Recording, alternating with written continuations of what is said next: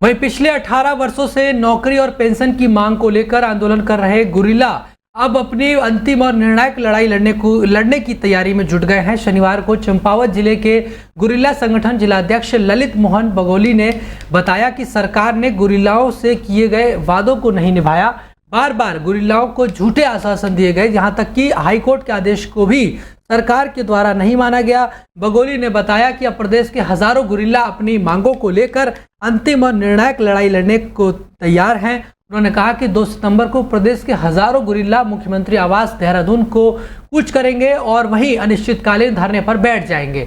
और जब तक सरकार गुरिल्लाओं की मांगों को नहीं मानेगी तब तक गुरिल्ले अनशन से नहीं उठेंगे, चाहे सरकार कुछ भी कर ले। इस बार बिना अपनी मांगों को पूरी करवाए बगैर गुरिल्ला नहीं मानेंगे, चाहे उन्हें अपनी जान ही क्यों ना देनी पड़े, क्योंकि गुरिल्लों के पास अब खोने के लिए कुछ भी नहीं बचा है। उन्होंने कहा कि 1 सितंबर को चंपावत जिले से 400 से अधिक गुरिल्ला देहरादून को कूच करेंगे और उन्होंने प्रदेश के सभी गुरिल्लाओं से 2 सितंबर को देहरादून पहुंचकर अपने इस महाआंदोलन को सफल बनाने की अपील की है। अब देखना है कि गुरिल्लाओं का ये अंतिम निर्णय और निर्णायक महाआंदोलन क्या रंग लाता है। मालूम हो कि प्रदेश में 19,600 गुरिल्ला हैं, जिनमें से कई गुरिल्लाओं की 18 वर्षों से चल रहे आंदोलन के दौरान मौत भी हो चुकी है। तस्वीरें आप देख सकते हैं। बहरहाल आप देखना होगा कि इस पूरे मामले में सरकार इसको लेकर क्या कुछ बड़ा एक्शन लेती है। जो निवास स्थान है वहाँ पर हम लोग अनिश्चितकालीन धरने पर बैठ जाएंगे।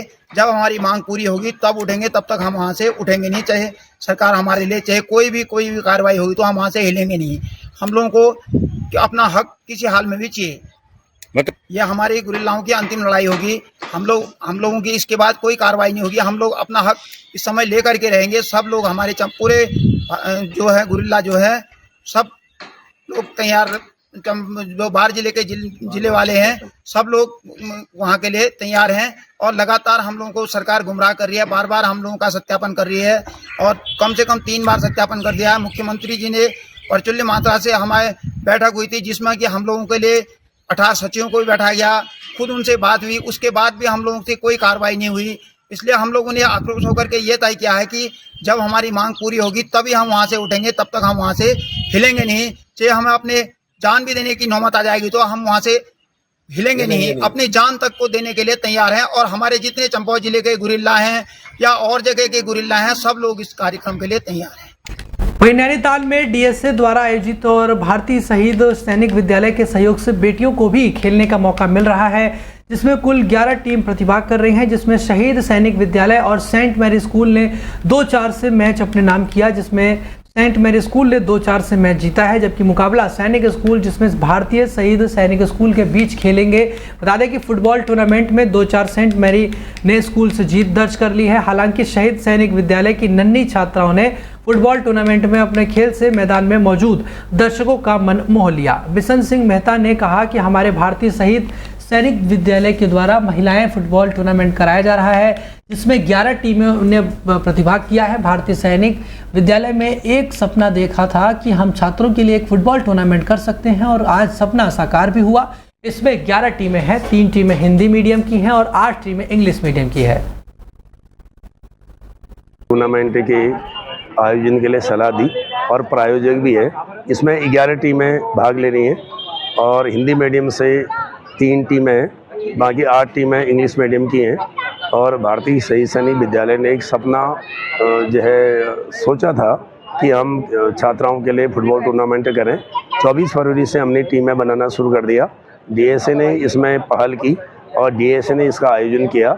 हमारे विद्यालय ही एक ऐसा पहला विद्यालय है जिसके शिक्षकों ने आर्थिक सहयोग दिया है और हम सब ने मिलके डीएसए के साथ तालमेल करके ये छात्राओं का प्रथम बार भारतीय शहीद सैनिक के सहयोग से फुटबॉल का टूर्नामेंट किया जा रहा है। वहीं पूर्व मुख्यमंत्री डॉक्टर रमेश पोखरियाल निशंक अपने निजी दौरे पर मसूरी पहुंचे। यहां पर उन्होंने श्री राधा कृष्ण मंदिर में भगवान श्री कृष्ण के दर्शन किए और सभी लोगों को जन्माष्टमी की शुभकामनाएं दी।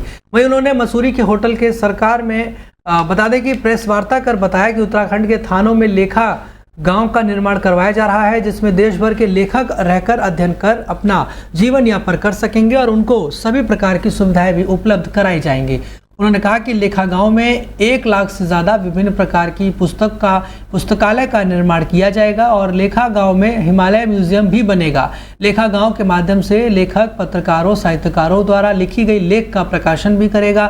उन्होंने बताया कि लेख गांव की उत्पत्ति पूर्व प्रधानमंत्री अटल बिहारी वाजपेयी की पीड़ा से हुआ है, क्योंकि उनके मन में था कि देश में लेखकों को उनके अनुरूप सम्मान नहीं मिल पा रहा है और कई लेखक अपने अंतिम दिन में काफ़ी बुरे दौर से गुजरते हैं।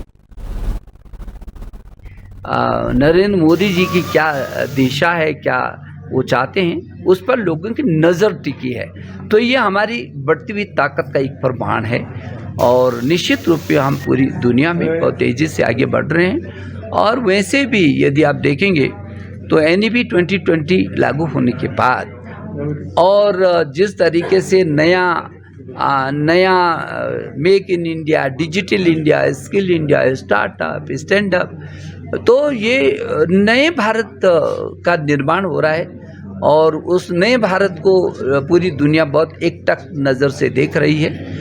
निश्चित रूप में पूरी दुनिया में एक नया इतिहास रचेंगे। निशंक जी, नई पारी में कहाँ दिखे जाओ? मेरी तो नई पारी हो पुरानी पारी, मेरी जो पारी रहती है वो हमेशा एक ही जैसी रहती है। जब तक पार्टी में काम करना है, पार्टी जो आदेश देती है वो काम हम पार्टी के लिए करते हैं। नए प्रदेश अध्यक्ष के रूप में देख रहे हैं? नए प्रदेश अध्यक्ष कोई ना कोई तो होगा, पार्टी का ही होगा। फिलहाल बीजेपी का जो होगा वही होना चाहिए, वही होगा भी।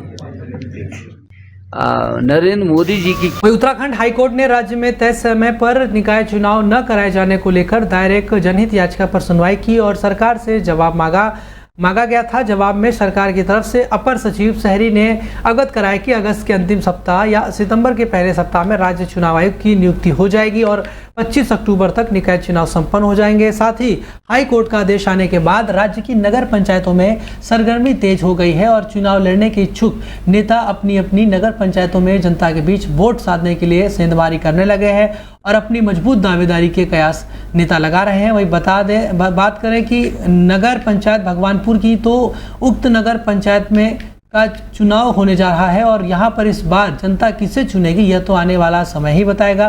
भगवानपुर से वरिष्ठ सत्येंद्र शर्मा कांग्रेस नेता इस बार मजबूत दावेदारी लेकर चुनाव मैदान में उतर रहे हैं। वहीं और सालों से सत्येंद्र शर्मा भगवानपुर से कांग्रेस नेता सत्येंद्र शर्मा जनता के बीच में जाकर उनका हालचाल जानने में भी लगे हुए हैं। यहाँ पर जो है हमारे सफाई कर्मी, सबसे ज़्यादा शोषण यदि किसी का हो रहा है वो सफाई कर्मियों का हो रहा है। सफाई कर्मियों को नियमित नहीं किया जा रहा। यदि कांग्रेस से मुझे टिकट मिलता है और आप लोगों के आशीर्वाद से जीत होती है तो मैं सबसे पहला मुद्दा यहाँ के लोगों को एक अच्छा पानी उपलब्ध कराने का करूँगा। दूसरे, जन सुविधा बाज़ार के अंदर भी होगी, बस स्टैंड पे भी होगी और जहाँ सार्वजनिक कार्यक्रम होते हैं सब जगह होगी वो। और सफाई के मामले में भगवानपुर नंबर 1 पे होगा। यहाँ जो सफाई कर्मचारी हैं कोशिश करी जाएगी सभी को नियमित कराया जाए। अनेक मुद्दे हैं